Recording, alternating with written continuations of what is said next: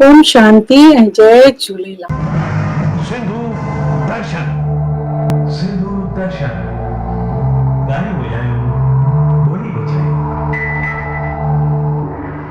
असां श्राद्ध जी कथा ऐं उनजो स्पिरिचुअल राज सम्झी रहिया आहियूं। अॼु ॿिए पार्ट में असां ॿुधंदासीं। अॻिले एपिसोड में असां ॿुधायो ॿिन्ही भेनरुनि जी सहमत सां इहो फल वञी उन गांयुनि खे खाराए छॾियो, छो त हुनखे बि औलाद न हुई। उन फल खाइण सां उन गांइ खे औलाद थियो ऐं हू ह्यूमन शेप में हो, पर उनजा कन सिर्फ़ गांइ जहिड़ा वॾा वॾा हुआ। इन करे उनजो नालो रखियो गौकरण। हिते हुनजी भेण खे बि औलाद थियो। पोइ उहा धुंधली वटि खणी आई ऐं उनखे ॾिनाई। धुंधले पंहिंजे औलाद जो नालो रखियो पंहिंजे नाले सां मिलंदड़ रखियो धुंधकारी।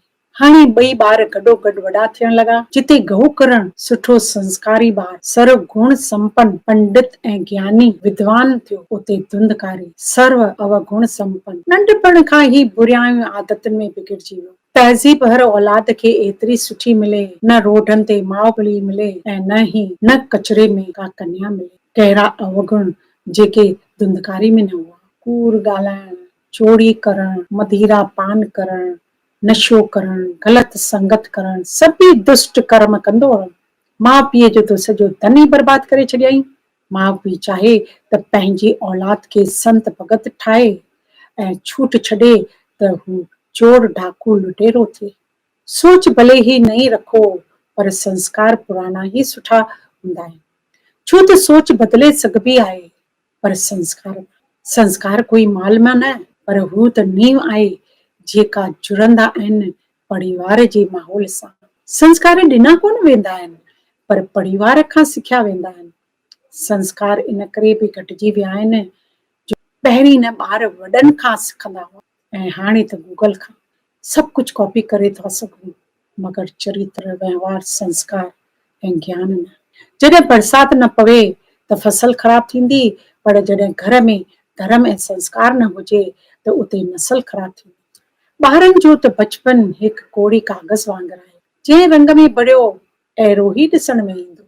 परिवार जे ॿारनि खे सुख सुविधा ॾियण कोई बुरी ॻाल्हि न आहे, पर उनजी ग़लतियुनि खे सुधारण ते वधीक ध्यानु ॾिजो। कोशिश करियो कि ॿार भविष्य में कोई ग़लतियूं न कनि। टीवी या मोबाइल ॾियण खां पहिरीं टाइम ॾियो, संपत्ति ॾियण खां पहिरीं सन्मति ॾियो, स्वतंत्रता ॾियण खां पहिरीं संस्कृति ॾियो, व्यापार ॾियण खां पहिरीं व्यवहार ॾियो, कार ॾियण खां पहिरीं नओ कार ॾियो, कॉलेज ॾियण खां पहिरीं कर्मनि जो ज्ञान ॾियो, दोस्त ठाहिण खां पहिरीं ॾाॾी ऐं ॾाॾीअ जो प्यार ॾियो, ज़माने जी हवा लॻण खां पहिरीं पंहिंजो अनुभव ॾियो त तव्हां त ठही वेंदो तव्हांजे अखियुनि जो तारो ऐं सॼे संसार जो दुलारो। पंहिंजे ॿारनि खे संस्कार ॾियो, न त हू तव्हांजे अंतिम संस्कार में बि शामिल न थींदा। मज़ाक न आहे, छो त हाणे भयंकर कलयुग हली रहियो आहे, घोर कलयुग हली रहियो आहे। जीवन में धन त कॾहिं बि कमाए सघिबो, पर सम्मान सिर्फ़ सुठनि संस्कारनि सां ई मिलंदा आहिनि। इहा ॻाल्हि यादि रखिजो। बुढ़ापे में तव्हांखे रोटी तव्हांजा ॿार न, पर ॾिनल संस्कार ई खाराईंदा। माउ पीउ ॿई ज़िम्मेवार आहिनि, ॿारनि जे ग़लति हुजण या सही हुजण। जेकॾहिं माउ पीउ ॿई बचपन खां ई ॿारनि ते ध्यानु ॾियनि, उन्हनि में सुठा संस्कार ॾियनि, त उहे ई ॿार वॾा थी करे महात्मा बुद्ध महावीर थींदा आहिनि। धुंधकारी ग़लति रस्ते ते वञी पीउ जो सॼो धन बर्बाद करे छॾियो। हाणे धुंधकारीअ जा ॿई माउ पीउ हुन मां घणा दुखी थियण लॻा। हाणे हुनखे महात्मा जी ॻाल्हि यादि आई ऐं रोअण लॻो कि हिन खां त औलाद न हुजे त सुठो। ठोकर खाइण खां पोइ अकल आई ऐं रोअण लॻो। तॾहिं उन वक़्तु हुनजो ज्येष्ठ जेको वॾो पुटु हो न, गौकरण, हू त महात्मा हो, हू त तमामु संस्कारी हो, छो त हू महात्मा जी तपस्या जो फल हो। त चयो थो वञे सॼो ॾींहुं सत्संग कंदो हो, ज्ञान जूं ॻाल्हियूं कंदो हो, बसि उनजो ई प्रसार कंदो रहंदो हो, ॿियनि खे कथाऊं ॿुधाईंदो हो, सॼो ॾींहुं उन में ई उनजो मन लॻल ई हो। उन पंहिंजे पीउ खे बि सम्झायो कि छॾियो हिन मोह माया जंजाल खे, इन्हनि फंदनि में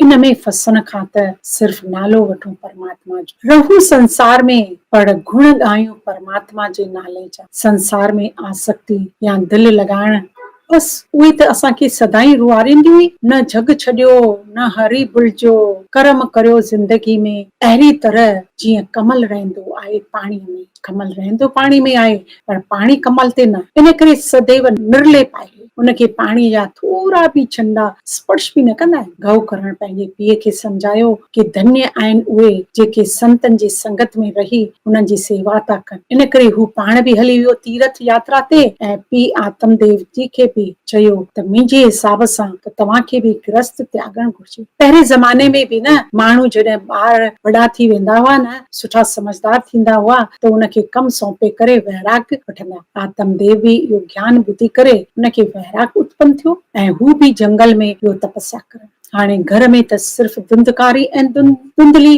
ॿिन्ही जी हर रोज़ पाण में लड़ाई थियण लॻी। आख़िर में धुंधली बि तंग थी करे पंहिंजो देह त्याग। हाणे धुंधकारी स्वतंत्र थी वियो। ध्यानु ॾिजो, दुष्टता खे जॾहिं आज़ादी मिली वञे त स्थिति वॾी भयानक ऐं बिगड़जण वारी जे चांस वधीक हूंदा आहिनि। हाणे थियो बि ईअं, धुंधकारी त जहिड़ो नालो अहिड़ो कमु, उधम मचाइण, बुरा कर्म करण, सभिनी खे तंग करण, चोरियूं करण। हाणे त 5 वेश्याऊं घर में वठी आयो। वरी अॻियां आखाणी में अचे थो त धुंधकारी जेको हो न, उन हिकु ॾींहुं राजा जे महल में चोरी कई ऐं उहो सॼो खज़ानो खणी वञी करे वेश्याउनि खे चयो, मां ही तव्हांखे तॾहिं ॾींदसि खज़ानो जॾहिं तव्हां मुंहिंजी हर इच्छा पूरी कंदा। हाणे वेश्याउनि सोचियो कि ही त माल जेको खणी आयो आहे उहो त राजा जे महल मां चोरी थियो आहे, त ज़रूर उते जांच पड़ताल बि ज़रूर थींदी ऐं उनखे ॻोल्हींदे ॻोल्हींदे अगरि सिपाही हिते अची विया ही त पकड़जंदो, पर असां बि फासिजी वेंदासीं। इन करे उन्हनि मिली करे हिनखे तरपाए तरपाए करे ख़तम करे छॾियो, यानी मारे छॾियो। हाणे हुनजी अकाले मृत्यु थी त उनजी सदगति त न थी। पोइ हू प्रीत युनि में वियो। जॾहिं गऊ करण वापसि आयो त ॾिठाई त घर त सॼो बंजर थी वियो आहे। उनखे धुंधकारीअ जे बारे में बि ख़बर मिली त हू धुंधकारीअ जी मुक्ति जे लाइ गया में वञी करे श्राद्ध कयो, तर्पण अर्पण कयो, पर पोइ बि उनखे मुक्ति न मिले। जॾहिं प्रीत युनि में वियो तॾहिं उनखे उते तमामु घणा कष्ट सहणा पिया। घणे कष्ट भोगींदे भोगींदे बर्दाश्त खां ॿाहिरि थियो तॾहिं उनखे पंहिंजे भाउ गऊ करण जी यादि आई ऐं उनजे सपने में अची करे चयाई त मूंखे हिन प्लीज़ मुंहिंजो उद्धार कर, मूंखे हिन प्रीत युनि मां मुक्त कर। गऊ करण बि 7 ॾींहंनि जी गीता जी कथा रखी ऐं हू रोज़ उनमें 7 ॾींहं गीता जो ज्ञान ॿुधंदो हो। हिकु बांस जो टुकड़ो जेको 7 गंढियुनि सां हो उन ते धुंधकारी वेही करे कथा ॿुधंदो हो। हाणे हर रोज़ हिकु हिकु गंढ खुलंदी हुई ऐं 7 ॾींहंनि में त 7 गंढियूं ई टुटी वयूं। तॾहिं ई उनजी मुक्ति थी। स्वर्ग में विमान अची उनखे वठण था अचनि। उनजी प्रीत युनि मां मुक्ति थी वई। इहा कमाल आहे सत्संग यानी गीता ज्ञान ॿुधण जी, पंहिंजे मन खे शुद्ध पवित्र करण लाइ। इन खां वधीक ॿियो कुझु बि न आहे। इहा सॼी कथा अॻियां ॿुधाए थी त गऊ करण उन विमान खे रोकियो ऐं चयो कथा त हिते सभिनी ॿुधी आहे, उन्हनि सभिनी खे छो नथा स्वर्ग में वठी वञो। उन ते दूतनि चयो त केवल कथा ॿुधण सां कल्याण न थींदो आहे। केतिरा भेरा असां बि सम्झंदा आहियूं कि असां त एतिरियूं कथाऊं ॿुधियूं आहिनि, पोइ बि कुझु परिवर्तन त थियो ई न, छो त असां त सिर्फ़ ॿुधूं था, पोइ उते ई पलव छंडे करे हली था अचूं पंहिंजे घर। हिन मां कुझु फ़ाइदो न थींदो। सभिनी खां पहिरीं आहे कथा ॿुधण माना श्रवण। अॼु त असां सभई ॻाल्हाइण में लॻा पिया आहियूं, ॿियनि खे त मौक़ो बि न ॾींदा, न कंहिंखां ॿुधण पसंदि कंदा आहियूं। ॿियो आहे चिंतन, टियों आहे मनन। इहे 3 ॻाल्हियूं तव्हांखे पंहिंजे हर फील्ड में सफलता ॾियारींदी। श्रवण माना ॿुधण तमामु घणो ज़रूरी आहे, तॾहिं त जीवन में धारण करे सघंदासीं। समझदार उहो आहे जो ज्ञानवान ऐं मूर्ख ॿिन्ही खे ॿुधे। छो ज्ञानी खे ॿुधण सां इहा ख़बर पवंदी कि छा करणो आहे ऐं अज्ञानी मूर्ख मां ख़बर पवंदी कि मूंखे छा न करणो आहे। ॿिन्ही मां ई फ़ाइदो मिलंदो। हिन करे असां वटि 2 कन हूंदा आहिनि वधीक ॿुधण लाइ। पोइ आहे चिंतन। धर्म कोई अंधविश्वास न आहे, पर जिज्ञासा वश सवाल जवाब जी सही मार्गदर्शन प्रदान कंदो आहे। शिक्षा सां भरपूर हूंदो आहे। सच छा आहे उनजी ॼाण ॻोल्हण सेखारींदो। गीता ज्ञान में छा आहे, अर्जुन जिज्ञासा सां सवाल थो पुछे ऐं श्री कृष्ण उनखे सही मार्गदर्शन कंदे कंदे उपदेश ॾींदो थो। त जॾहिं तव्हां सवाल पुछंदा ई न त तव्हांखे मार्गदर्शन केरु ॾींदो? सही छा आहे, ग़लति छा आहे, मुंहिंजे लाइ छा उपयोगी आहे ऐं मां उनखे जीवन में कीअं अपनायां। चिंतन करियो उन ते, ही कथा छो ॿुधाई वई, इन मां मूंखे कहिड़ो फ़ाइदो थींदो, मुंहिंजो कल्याण कीअं थींदो। बाक़ी सत्संग में अंधविश्वास सां अखियुनि ते पटी ॿधी करे विश्वास सां वही ॿुधण फ़ाइदो कोन्हे। टियों आहे मनन। पहिरीं ॿुधी वरितो, पोइ चिंतन सां समझी हाणे उन ते हलणो बि त पवंदो न। न, उनखे पंहिंजे जीवन में धारण कबो तॾहिं त फ़ाइदो थींदो न, तॾहिं त असांजो कल्याण थींदो। हाणे इहा गीता कथा सभिनी वरी ॿुधी, ध्यान सां ॿुधी, न टिनी ॻाल्हियुनि ते ध्यानु रखियो, पोइ वरी विमान आयो ऐं सभिनी खे वठी वियो स्वर्ग में। इहा आहे भागवत कथा जी महिमा। सोचो, जॾहिं मरण खां पोइ बि मुक्ति करे थी सघे, जीते जी हर रोज़ अहिड़ियूं कथाऊं सत्संग ऐं गीता ज्ञान सां मनन कंदासीं त छो न मां मुक्त थी सघंदसि। कोई असांखे ॿियनि जी ज़रूरत न पवंदी कि हू असांखे मुक्ति ॾियनि, पर शर्त इहा आहे कि वॾी ध्यान पूर्वक ॿुधूं, उनजो चिंतन करियूं ऐं मनन कंदे कंदे पंहिंजे जीवन में धारण करियूं। आत्म मंथन ऐं मनन अहिड़ियूं अयाम दिल खे सुकून ॾेई पहुचाइनि थियूं सही मुक़ाम। उलझनूं सभी सुलझी वञनि, दुख दर्द सभु मिटिजी वञनि, पाठ करण वचन श्रवण सभी बेकार जेकॾहिं न करियूं चिंतन मनन ऐं आचरण। असां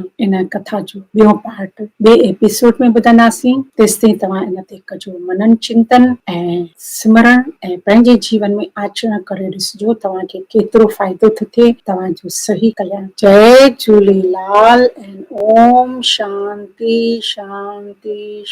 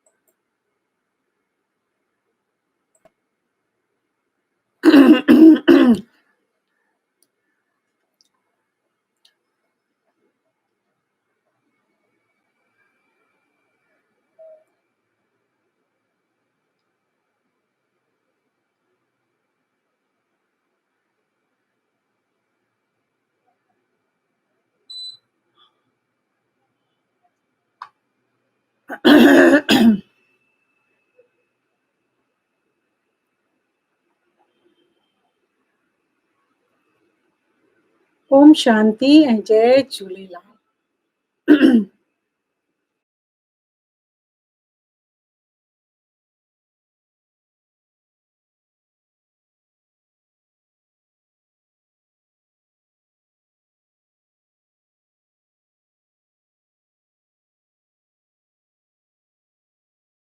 छॾियो, छो त हुनखे बि औलाद न हुई। उन फल खाइण सां उन गांइ खे औलाद थियो ऐं हू ह्यूमन शेप में हो, पर उन जा कन सिर्फ़ गांइ जहिड़ा वॾा वॾा हुआ। इन करे उन जो नालो रखियो गौकरण।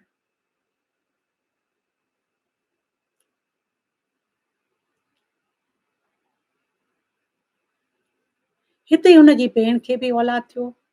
पोइ उहा धुंधली वटि खणी आई ऐं उनखे ॾिनाई। धुंधले पंहिंजे औलाद जो नालो रखियो, पंहिंजे नाले सां मिलंदड़ रखियो, धुंधकारी। हाणे ॿई ॿार गॾोगॾु वॾा थियण लॻा। जिते गौकरण सुठो संस्कारी ॿार, सर्वगुण संपन्न, पंडित ऐं ज्ञानी विद्वान थियो, उते धुंधकारी सर्व अवगुण संपन्न, नंढपण खां ई बुरियायूं आदतुनि में बिगड़जी वियो। तहज़ीब हर औलाद खे एतिरी सुठी मिले, न रोडनि ते माउ पीउ मिले ऐं न ई कंहिं में का कन्या। अहिड़ा कहिड़ा अवगुण जेके धुंधकारी में न हुआ। कूड़ ॻाल्हाइण, चोरी करणु, मदिरा पान करणु, नशो करणु, ग़लति संगत करणु, सभी दुष्ट कर्म कंदो हो। माउ पीउ जो त सॼो धन ई बर्बाद करे छॾियईं। माउ पीउ चाहे त पंहिंजी औलाद खे संत भगत ठाहे ऐं छूट छॾे त हू चोर डाकू लुटेरो थिए। सोच भले ही नई रखो, पर संस्कार पुराना ही सुठा हूंदा आहिनि। छो त सोच बदिले सघबी आहे, पर संस्कार कोई माल मां न, पर हू त नीव आहे जेका जुड़ंदा आहिनि परिवार जे माहौल सां।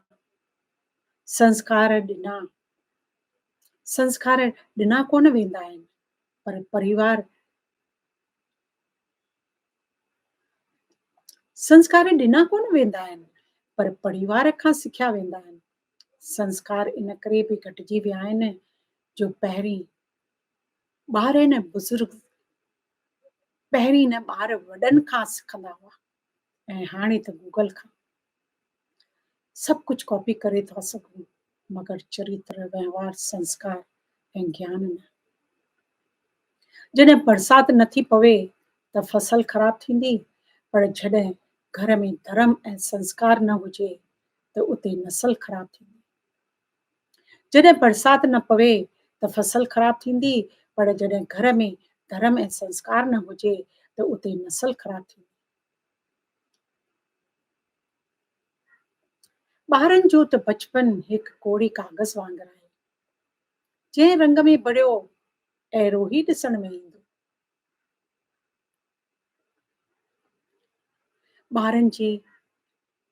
परिवार जे ॿारनि खे सुख सुविधा ॾियणु कोई बुरी ॻाल्हि न आहे, पर उन जी ग़लतियुनि खे सुधारण ते वधीक ध्यानु ॾिजे।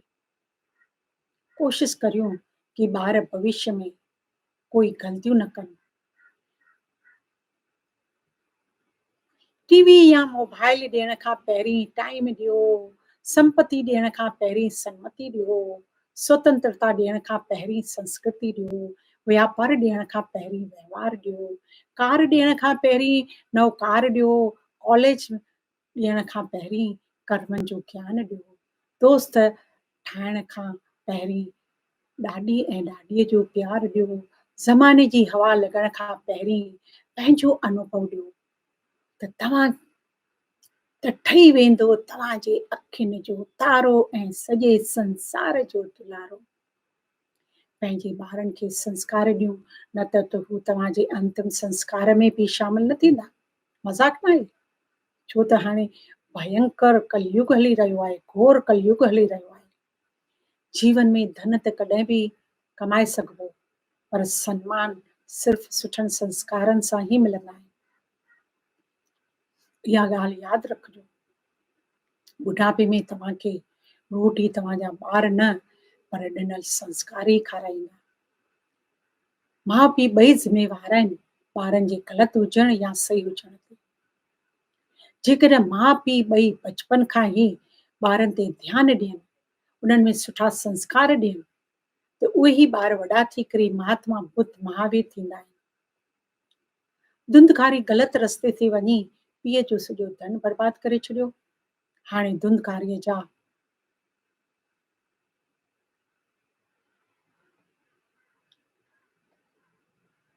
ॿई माउ पीउ हुन मां घणा दुखी थियण लॻा।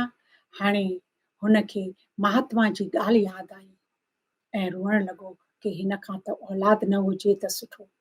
ठोकर खाइण खां पोइ अकल आई ऐं रोअण लॻो। तॾहिं उन वक़्तु हुनजो ज्येष्ठ जेको वॾो पुटु हो न, गौकर्ण, हू त महात्मा हो, हू त तमामु संस्कारी हो, छो त हू महात्मा जी तपस्या जो फल हो।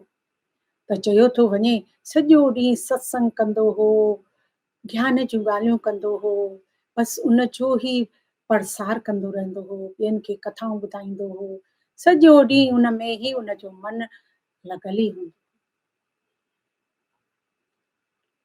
उन पंहिंजे पीउ खे बि सम्झायो कि छॾियो हिन मोह माया जंजाल खे, इन्हनि फंदनि में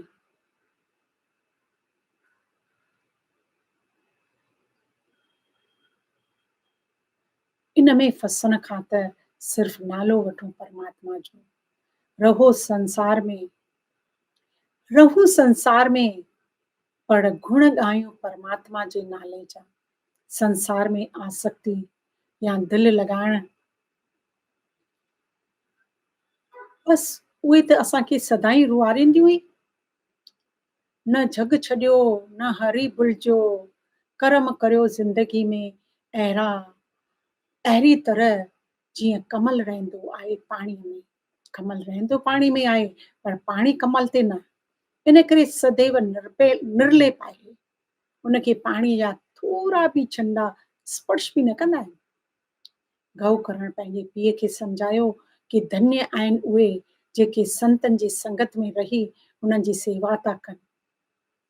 इन करे हू पाण बि हली वियो तीर्थ यात्रा ते ऐं पीउ आत्मदेव जी खे बि चयो त मुंहिंजे हिसाब सां त तव्हांखे बि गृहस्थ त्यागणु घुरिजे। पहिरें ज़माने में बि न, माण्हू जॾहिं ॿार वॾा थी वेंदा हुआ न, सुठा समझदार थींदा हुआ, त उनखे कमु सौंपे करे वैराग वठंदा। आत्मदेव बि इहो ज्ञान ॿुधी करे उनखे वैराग उत्पन्न थियो ऐं हू बि जंगल में वियो तपस्या करण। हाणे घर में त सिर्फ़ धुंधकारी ऐं धुंधली, ॿिन्ही जी हर रोज़ पाण में लड़ाई थियण लॻी। आख़िर में धुंधली बि तंग थी करे पंहिंजो देह त्यागो।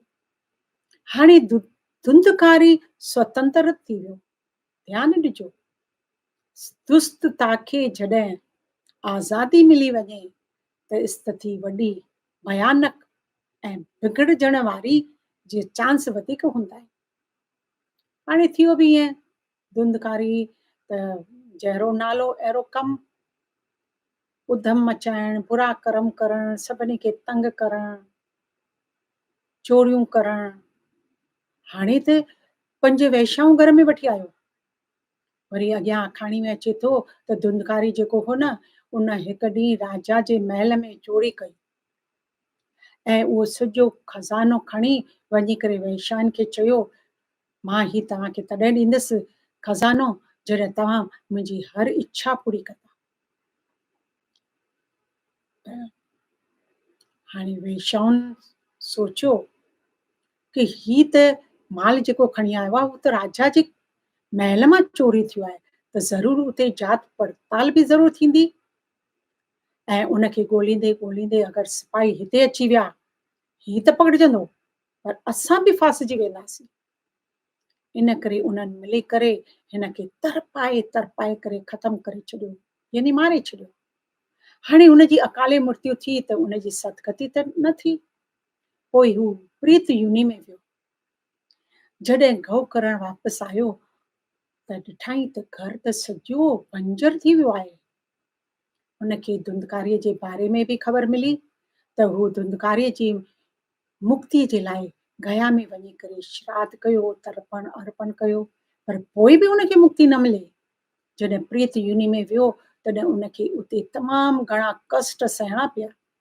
घणे कष्ट भोगींदे भोगींदे बर्दाश्त खां ॿाहिरि थियो तॾहिं हुनखे पंहिंजे भाउ गौ करण जी यादि आई ऐं हुनजे सपने में अची करे चयाईं त मूंखे हिन प्लीज़ मुंहिंजो उद्धार कर, मूंखे हिन प्रीत युनी मां मुक्त कर। गौ करण बि 7 ॾींहंनि जी गीता जी कथा रखी ऐं हू रोज़ उन में 7 ॾींहंनि गीता जो ज्ञान ॿुधंदो हो। हिकु बांस जो टुकड़ो जेको 7 गंढियुनि सां हो उन ते धुंधकारी वेही करे कथा ॿुधंदो हो। हाणे हर रोज़ हिकु हिकु गंढ खुलंदी हुई ऐं 7 ॾींहंनि में त 7 गंढियूं ई टुटी वयूं। तॾहिं ई उनजी मुक्ति थी। स्वर्ग में विमान अची उनखे वठण था अचनि। उनजी प्रीत युनी मां मुक्ति थी वई। इहा कमाल आहे सत्संग यानी गीता ज्ञान ॿुधण जी, पंहिंजे मन खे शुद्ध पवित्र करण लाइ। इन खां वधीक ॿियो कुझु बि न आहे।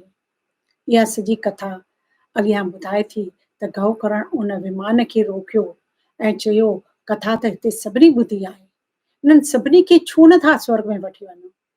उन ते दूतनि चयो त केवल कथा ॿुधण सां कल्याण न थींदो आहे। केतिरा भेरा असां बि सम्झंदा आहियूं कि असां त एतिरियूं कथाऊं ॿुधियूं आहिनि पोइ बि कुझु परिवर्तन त थियो ई न, छो त असां त सिर्फ़ु ॿुधूं था, पोइ उते ई पलव छंडे करे हली था अचूं पंहिंजे घर। हिन मां कुझु फ़ाइदो न थींदो। सभिनी खां पहिरीं आहे कथा ॿुधण माना श्रवण। अॼु त असां सभिनी ॻाल्हियुनि में लॻा पिया आहियूं, सिर्फ़ु अॼु त असां सभई ॻाल्हाइण में लॻा पिया आहियूं, ॿियनि खे त मौक़ो बि न ॾींदा आहियूं, न कंहिंखां ई ॿुधणु पसंदि कंदा आहियूं। ॿियो आहे चिंतन, टियों आहे मनन। इहे 3 ॻाल्हियूं तव्हांखे पंहिंजे हर फील्ड में सफलता ॾियारींदी। श्रवण माना ॿुधणु तमामु घणो ज़रूरी आहे, तॾहिं त जीवन में धारण करे सघंदासीं। समझदार उहो आहे जो ज्ञानवान ऐं मूर्ख ॿिन्ही खे ॿुधे। छो ज्ञानी खे ॿुधण सां इहा ख़बर पवंदी कि छा करिणो आहे ऐं अज्ञानी मूर्ख मां ख़बर पवंदी कि मूंखे छा न करिणो आहे। ॿिन्ही मां ई फ़ाइदो मिलंदो। हिन करे असां वटि 2 कन हूंदा आहिनि वधीक ॿुधण लाइ। पोइ आहे चिंतन। धर्म कोई अंधविश्वास न आहे, पर जिज्ञासावश सवाल जवाब जी सही मार्गदर्शन प्रदान कंदो आहे। शिक्षा सां भरपूर हूंदो आहे। सच छा आहे उन जी ॼाण ॻोल्हण सेखारींदो आहे। गीता ज्ञान में छा आहे? अर्जुन जिज्ञासा सां सवाल थो पुछे ऐं श्री कृष्ण उनखे सही मार्गदर्शन कंदे कंदे उपदेश ॾींदो थो वञे। त जॾहिं तव्हां सवाल पुछंदा ई न त तव्हांखे मार्गदर्शन केरु ॾींदो? सही छा आहे ग़लति छा आहे? मुंहिंजे लाइ छा उपयोगी आहे ऐं मां उनखे जीवन में कीअं अपनायां? चिंतन करियो उन ते। ही कथा छो ॿुधाई वई? इन मां मूंखे कहिड़ो फ़ाइदो थींदो? मुंहिंजो कल्याण कीअं थींदो? बाक़ी सत्संग में अंधविश्वास सां अखियुनि ते पटी ॿुधी ॿधी करे विश्वास सां वेही ॿुधण को फ़ाइदो कोन्हे। टियों आहे मनन। पहिरीं ॿुधी वरितो, पोइ चिंतन सां सम्झी, हाणे उन ते हलणो बि त पवंदो न। उनखे पंहिंजे जीवन में धारण कबो तॾहिं ई त फ़ाइदो थींदो न, तॾहिं त असांजो कल्याण थींदो। हाणे इहा गीता कथा सभिनी वरी ॿुधी, ध्यान सां ॿुधी, न 3 ॻाल्हियुनि ते ध्यानु रखियो, पोइ वरी विमान आयो ऐं सभिनी खे वठी वियो स्वर्ग में। इहा आहे भागवत कथा जी महिमा। सोचो जॾहिं मरण खां पोइ बि मुक्ति करे थी सघे, जीते जी हर रोज़ अहिड़ियूं कथाऊं सत्संग ऐं गीता ज्ञान सां मनन कंदासीं त छो न मां मुक्त थी सघंदसि। पोइ असांखे ॿियनि जी ज़रूरत न पवंदी कि हू असांखे मुक्ति ॾियनि। पर शर्त इहा आहे कि वॾी ध्यानपूर्वक ॿुधूं, उन जो चिंतन करियूं ऐं मनन कंदे कंदे पंहिंजे जीवन में धारण करियूं। आत्म मंथन ऐं मनन अहिड़ियूं अयाम दिल खे सुकून ॾेई पहुचाइनि थियूं सही मुक़ाम। उलझनूं सभी सुलझी वञनि, दुख दर्द सभु मिटिजी वञनि। पाठ करण, वचन श्रवण सभी बेकार जेकॾहिं न करियूं चिंतन मनन ऐं आचरण। असां हिन कथा जो अॻियों पाठ अञा वधीक ॿुधंदासीं। असां इन कथा जो ॿियों पाठ ॿिए एपिसोड में ॿुधंदासीं। तेसिताईं तव्हां इन ते कजो मनन चिंतन ऐं सिमरण ऐं पंहिंजे जीवन में आचरण करे ॾिसिजो तव्हांखे केतिरो फ़ाइदो थो थिए, तव्हांजो सही कल्याण। ओम शांति। जय झूलेलाल ऐं ओम शांति शांति शांति।